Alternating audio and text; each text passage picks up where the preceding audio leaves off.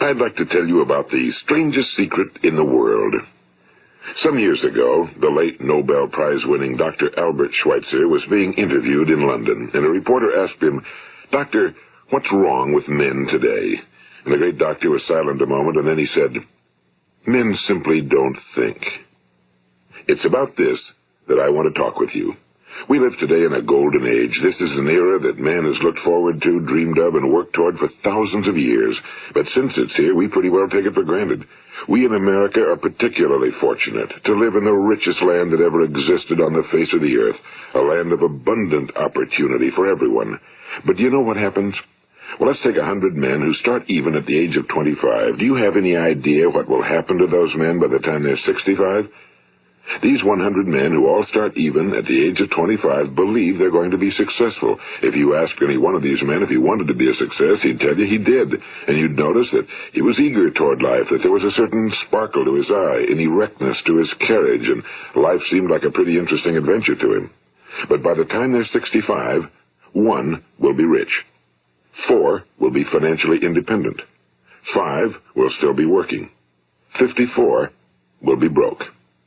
Now think a moment. Out of the 100, only 5 make the grade. Now why do so many fail? What has happened to the sparkle that was there when they were 25? What's become of the dreams, the hopes, the plans? And why is there such a large disparity between what these men intended to do and what they actually accomplished? When we say about 5% achieve success, we have to define success. And here's the best definition I've ever been able to find. Success is the progressive realization of a worthy ideal.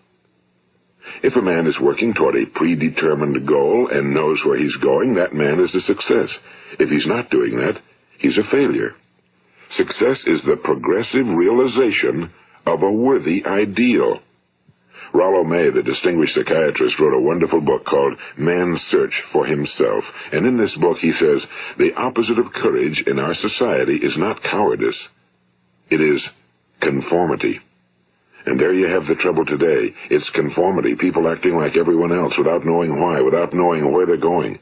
Now think of it. In America right now, there are over 18 million people 65 years of age and older. And most of them are broke. They're dependent on someone else for life's necessities. Now, we learn to read by the time we're 7. We learn to make a living by the time we're 25. Usually by that time, we're not only making a living, we're supporting a family. And yet by the time we're 65, we haven't learned how to become financially independent in the richest land that has ever been known. Why? We conform. And the trouble is that we're acting like the wrong percentage group, the 95 who don't succeed. Now, why do these people conform? Well, they really don't know. These people believe that their lives are shaped by circumstances, by things that happen to them, by exterior forces. They're outer-directed people. A survey was made one time that covered a lot of men, working men, and these men were asked, "Why do you work? Why do you get up in the morning?" 19 out of 20 had no idea. If you ask them, they'll say, well, everyone goes to work in the morning, and that's the reason they do it, because everyone else is doing it. Now let's get back to our definition of success. Who succeeds? The only person who succeeds is the person who is progressively realizing a worthy ideal. He's the person who says, I'm going to become this, and then begins to work toward that goal. I'll tell you who the successful people are. A success is the school teacher who's teaching school because that's what he or she wants to do. The success is the woman who's a wife and mother because she wanted to become a wife and mother and is doing a good job of it. The success is the man who runs the corner gas station because that was his dream. That's what he wanted to do. The success is the successful salesman who wants to become a top-notch salesman and grow and build with his organization.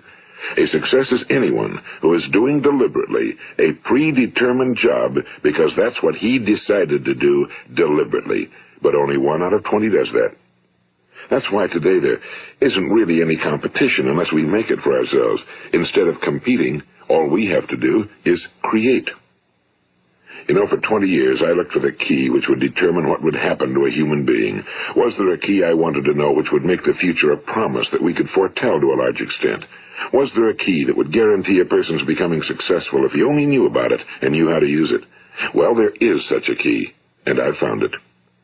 Have you ever wondered why so many men work so hard and honestly without ever achieving anything in particular, and others don't seem to work hard and yet seem to get everything? They seem to have the magic touch. You've heard them say that about someone. Everything he touches turns to gold. And have you ever noticed that a man who becomes successful tends to continue to become successful? And on the other hand, have you noticed how a man who's a failure tends to continue to fail? Well, it's because of goals. Some of us have goals, some don't. People with goals succeed because they know where they're going. It's that simple. Think of a ship leaving a harbor, and think of it with the complete voyage mapped out and planned. The captain and crew know exactly where it's going and how long it'll take. It has a definite goal. Now, 9,999 times out of 10,000, it will get to where it started out to get. Now, let's take another ship, just like the first, only let's not put a crew on it or a captain at the helm. Let's give it no aiming point, no goal, no destination. We just start the engines and let it go. I think you'll agree with me that if it gets out of the harbor at all, it will either sink or wind up on some deserted beach, a derelict. It can't go anyplace because it has no destination and no guidance, and it's the same with a human being. Take the salesman, for example. There's no other person in the world today with the future of a good salesman. Selling is the world's highest paid profession, if we're good at it and if we know where we're going. Every company needs top-notch salesmen, and they reward those men. The sky's the limit for them. But how many can you find? Someone once said the human race is fixed, not to prevent the strong from winning, but to prevent the weak from losing. The American economy today can be likened to a convoy in time of war. The entire economy is slowed down to protect its weakest link, just as the convoy had to go at the speed that would permit its slowest vessel to remain in formation. That's why it's so easy to make a living today. It takes no particular brains or talent to make a living and support a family today. So we have a plateau of so-called security, if that's what a person's looking for. But we do have to decide how high above this plateau we want to aim. Now let's get back to the strangest secret in the world, the story that I wanted to tell you today. Why do men with goals succeed in life and men without them fail? Well, let me tell you something which, if you really understand it, will alter your life immediately. If you understand completely what I'm going to tell you from this moment on, your life will never be the same again. You will suddenly find that good luck just seems to be attracted to you. The things you want just seem to fall in line, and from now on you won't have the problems, the worries, the gnawing lump of anxiety that perhaps you've experienced before. Doubt, fear, well, they'll be things of the past. Here's the key to success and the key to failure. We become what we think about. Now let me say that again. We become what we think about. Throughout all history, the great wise men and teachers, philosophers and prophets have disagreed with one another on many different things. It's only on this one point that they are in complete and unanimous agreement. Listen to what Marcus Aurelius, the great Roman emperor, said. A man's life is what his thoughts make of it. Disraeli said this. Everything comes if a man will only wait.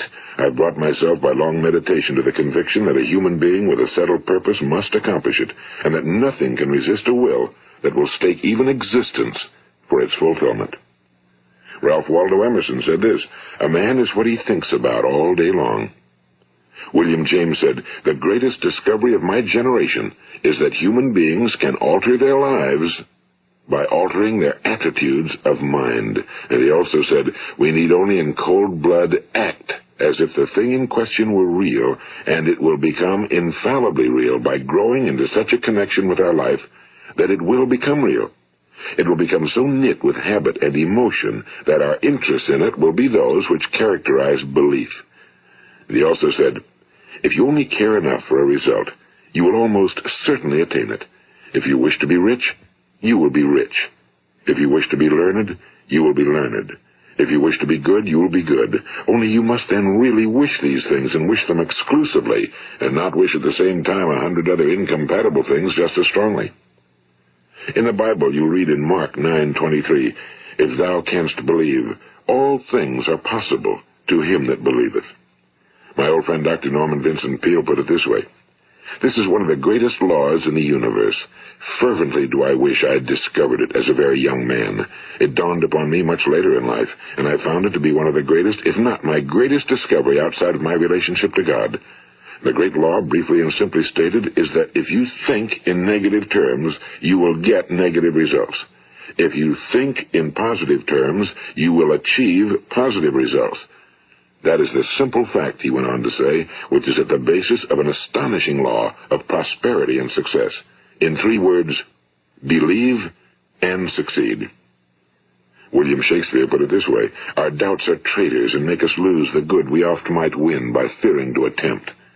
George Bernard Shaw said, people are always blaming their circumstances for what they are. I don't believe in circumstances.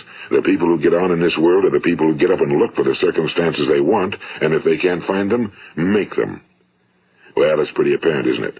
And every person who discovered this for a while believed that he was the first one to work it out. We become what we think about. Now, it stands to reason that a person who's thinking about a concrete and worthwhile goal is going to reach it, because that's what he's thinking about, and we become what we think about.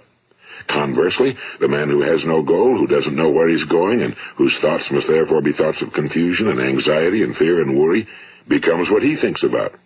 His life becomes one of frustration and fear and anxiety and worry. And if he thinks about nothing, he becomes nothing. Now, how does it work? Why do we become what we think about? Well, I'll tell you how it works as far as we know. Now, to do this, I want to tell you about a situation that parallels the human mind. Suppose a farmer has some land, and it's good fertile land. Now, the land gives the farmer a choice. He may plant in that land whatever he chooses. The land doesn't care. It's up to the farmer to make the decision. Now, remember, we're comparing the human mind with the land because the mind, like the land, doesn't care what you plant in it. It will return what you plant, but it doesn't care what you plant. Now, let's say that the farmer has 2 seeds in his hand. One is a seed of corn. The other is nightshade, a deadly poison. He digs 2 little holes in the earth, and he plants both seeds, one corn, the other nightshade. He covers up the holes, waters, and takes care of the land, and what will happen? Invariably, the land will return what's planted. As it's written in the Bible, as ye sow, so shall ye reap. Now remember, the land doesn't care. It'll return poison in just as wonderful abundance as it will corn. So up come the 2 plants, one corn, one poison. Now, the human mind is far more fertile, far more incredible and mysterious than the land, but it works the same way. It doesn't care what we plant. Success, failure. A concrete, worthwhile goal, or confusion. Misunderstanding, fear, anxiety, and so on. But what we plant, it must return to us. You see, the human mind is the last great unexplored continent on Earth. It contains riches beyond our wildest dreams. It will return anything we want to plant. Now, you might say, well, if that's true, why don't people use their minds more? Well, I think they figured out an answer to that one, too. Our mind comes as standard equipment at birth. It's free, and things that are given to us for nothing we place little value on. Things that we pay money for, we value. The paradox is that exactly the reverse is true. Everything that's really worthwhile in life came to us free. Our minds, our souls, our bodies, our hopes, our dreams, our ambitions, our intelligence, our love of family and children and friends and country, all these priceless possessions are free. But the things that cost us money are actually very cheap and can be replaced at any time. A good man can be completely wiped out and make another fortune. He can do that several times. Even if our home burns down, we can rebuild it. But the things we got for nothing, we can never replace. The human mind isn't used because we take it for granted. Familiarity breeds contempt. It can do any kind of job we assign to it, but generally speaking, we use it for little jobs instead of big, important ones. Universities have proved that most of us are operating on about 10% or less of our abilities. So decide now, what is it you want? Plant your goal in your mind. It's the most important decision you'll ever make in your entire life. What is it you want? Do you want to be an outstanding salesman? A better worker at your particular job? Do you want to go places in your company? In your community? Do you want to get rich? All you've got to do is plant that seed in your mind, care for it, work steadily toward your goal, and it will become a reality. It not only will, there's no way that it cannot. You see, that's a law, like the laws of Sir Isaac Newton, the laws of gravity. If you get on top of a building and jump off, you'll always go down. You'll never go up, and it's the same with all the other laws of nature. They always work. They're inflexible. Think about your goal in a relaxed, positive way. Picture yourself in your mind's eye as having already achieved this goal. See yourself doing the things you will be doing when you've reached your goal. Ours has been called the phenobarbital age, the age of ulcers and nervous breakdowns and tranquilizers, at a time when medical research has raised us to a new plateau of good health and longevity. Far too many of us worry ourselves into an early grave, trying to cope with things in our own little personal ways, without learning a few great laws that will take care of everything for us. These things we bring on ourselves through our habitual way of thinking. Every one of us is the sum total of his own thoughts. He is where he is because that's exactly where he really wants to be, whether he'll admit that or not. Each of us must live off the fruit of his thoughts in the future, because what you think today and tomorrow, next month and next year, will mold your life and determine your future. You're guided by your mind. I remember one time I was driving through eastern Arizona, and I saw one of those giant earth-moving machines roaring along the road at about 35 miles an hour with what looked like 30 tons of dirt in it. A tremendous, incredible machine, and there was a little man perched way up on top with the wheel in his hands guiding it. And as I drove along, I was struck by the similarity of that machine to the human mind. Just suppose you're sitting at the controls of such a vast source of energy. Are you going to sit back and fold your arms and let it run itself into a ditch? Or are you going to keep both hands firmly on the wheel and control and direct this power to a specific, worthwhile purpose? It's up to you. You're in the driver's seat. You see, the very law that gives us success is a two-edged sword. We must control our thinking.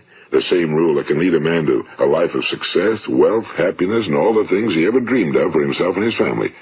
That very same law can lead him into the gutter. It's all in how he uses it, for good or for bad. This is the strangest secret in the world.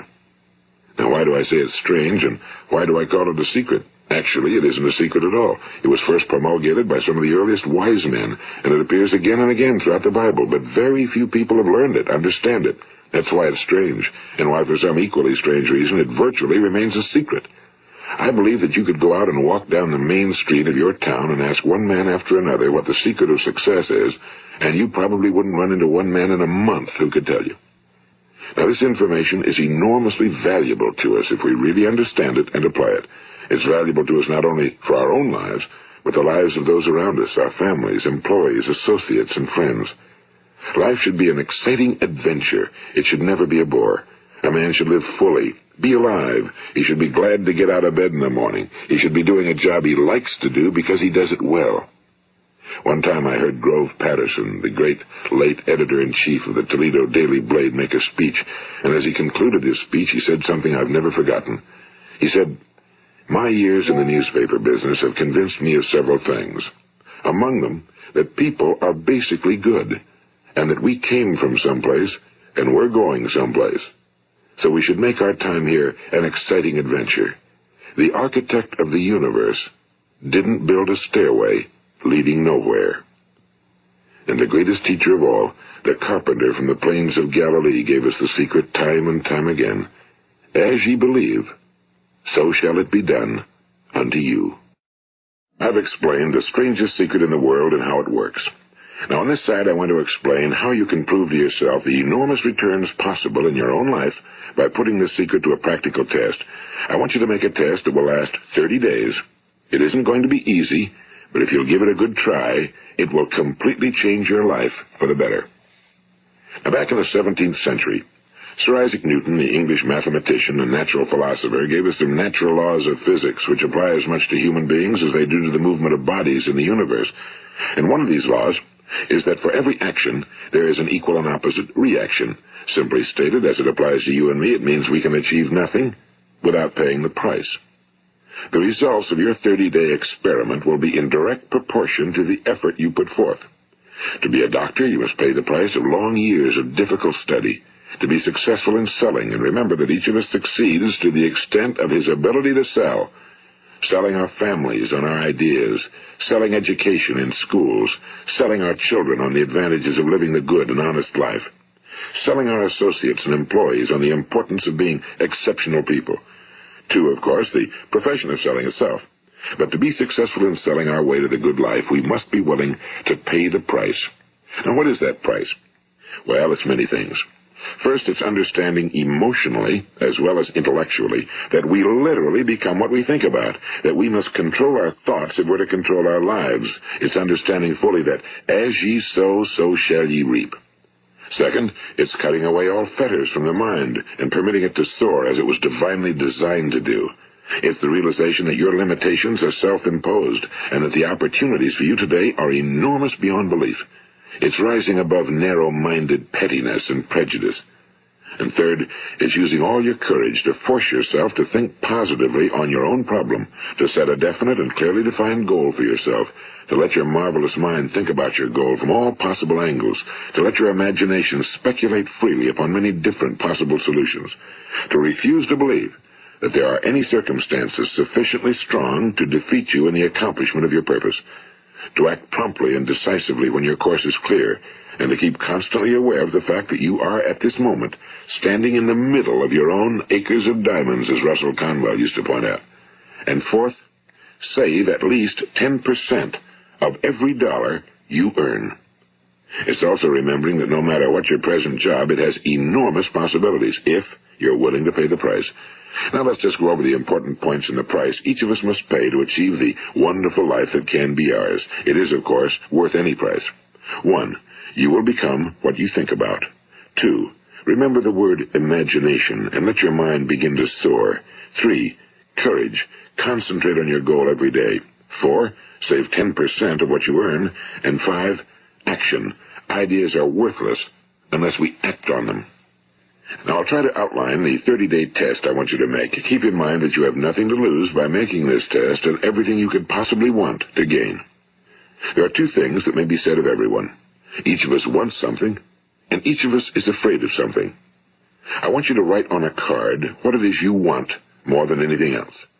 It may be more money. Perhaps you'd like to double your income or make a specific amount of money. It may be a beautiful home. It may be success at your job. It may be a particular position in life. It could be a more harmonious family. Each of us wants something. Now write down on your card specifically what it is you want. Make sure it's a single goal and clearly defined. You needn't show it to anyone, but carry it with you so that you can look at it several times a day. Think about it in a cheerful, relaxed, positive way each morning when you get up, and immediately you have something to work for, something to get out of bed for, something to live for. Look at it every chance you get during the day and just before going to bed at night. And as you look at it, remember that you must become what you think about, and since you're thinking about your goal, you realize that soon it will be yours. In fact, it's yours really the moment you write it down and begin to think about it. Look at the abundance all around you as you go about your daily business. You have as much right to this abundance as any other living creature. It's yours for the asking. Now we come to the difficult part. Difficult because it means the formation of what is probably a brand new habit, and new habits are not easily formed. Once formed, however, it will follow you for the rest of your life. Stop thinking about what it is you fear. Each time a fearful or negative thought comes into your consciousness, replace it with a mental picture of your positive and worthwhile goal. And there'll come times when you'll feel like giving up. It's easier for a human being to think negatively than positively. That's why only 5% are successful.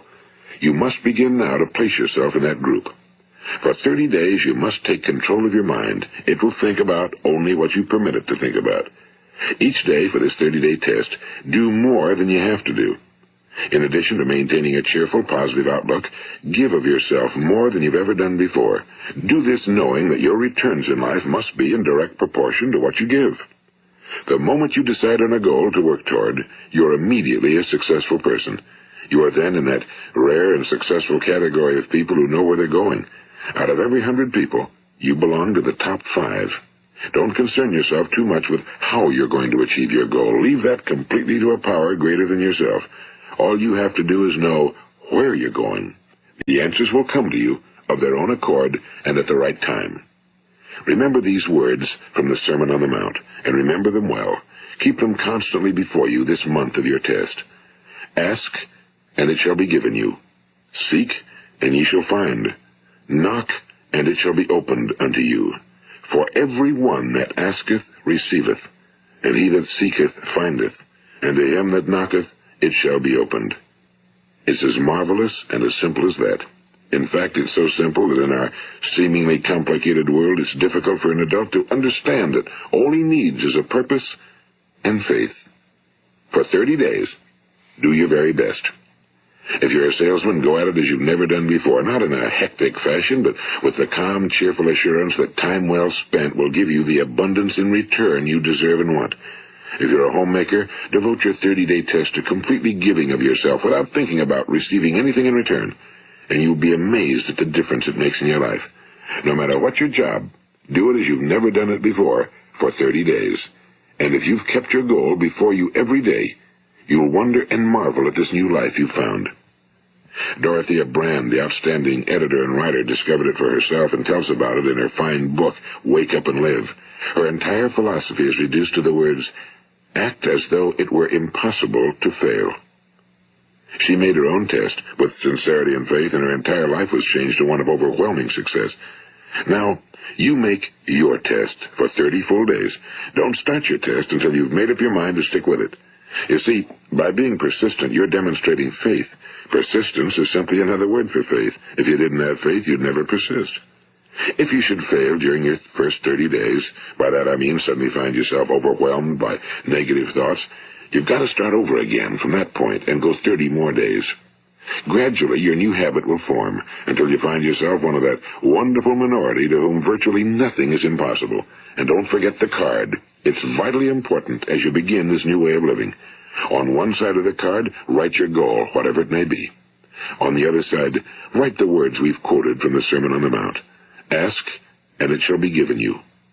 Seek, and ye shall find.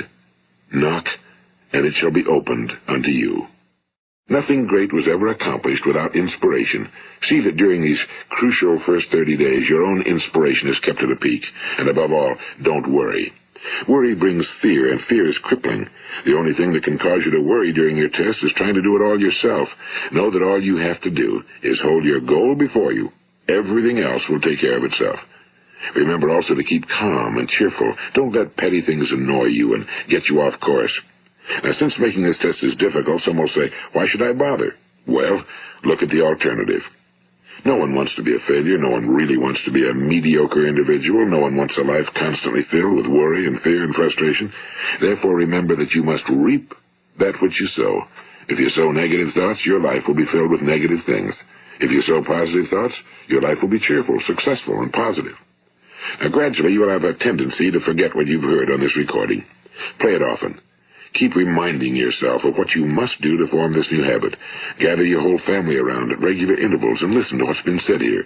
You know, most men will tell you that they want to make money without understanding the law. The only people who make money work in a mint. The rest of us must earn money. This is what causes those who keep looking for something for nothing or a free ride to fail in life. The only way to earn money is by providing people with services or products which are needed and useful. We exchange our time and our product or service for the other man's money. Therefore, the law is that our financial return will be in direct proportion to our service. Now, success is not the result of making money. Making money is the result of success, and success is in direct proportion to our service. Most people have this law backwards. They believe that you're successful if you earn a lot of money.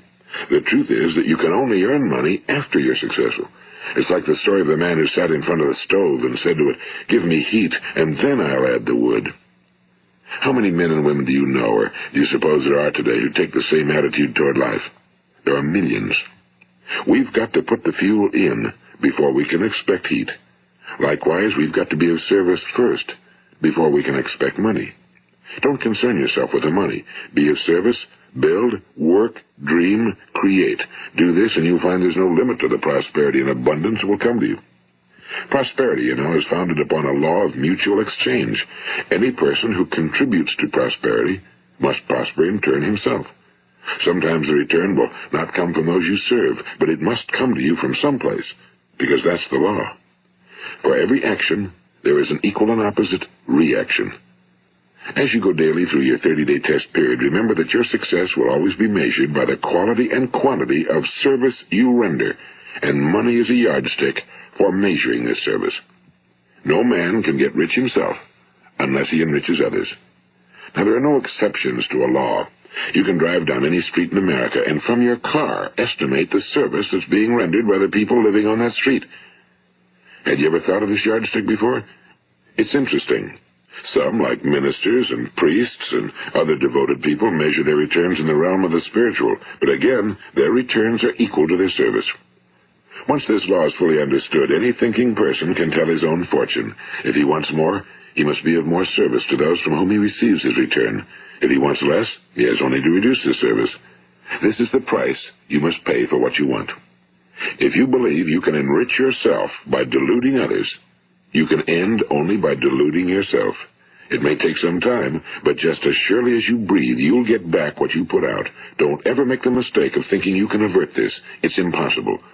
The prisons and the streets where the lonely walk are filled with people who tried to make new laws just for themselves. We may avoid the laws of man for a while, but there are greater laws that cannot be broken. An outstanding medical doctor recently pointed out 6 steps that will help you realize success. 1. Set yourself a definite goal. 2. Quit running yourself down. 3. Stop thinking of all the reasons why you cannot be successful and instead think of all the reasons why you can. 4. Trace your attitudes back through your childhood and try to discover where you first got the idea you couldn't be successful, if that's the way you've been thinking. 5.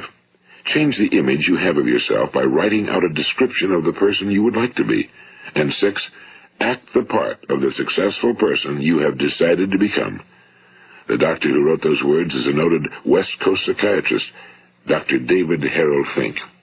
Do what the experts since the dawn of recorded history have told you must do. Pay the price by becoming the person you want to become. It's not nearly as difficult as living unsuccessfully. Make your 30-day test, then repeat it again, and each time it will become more a part of you until you'll wonder how you could ever have lived any other way.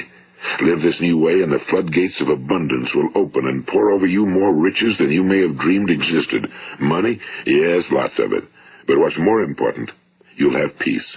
You'll be in that wonderful minority who lead calm, cheerful, successful lives. Start today. You have nothing to lose, but you have a whole life to win. This is Earl Nightingale, and thank you.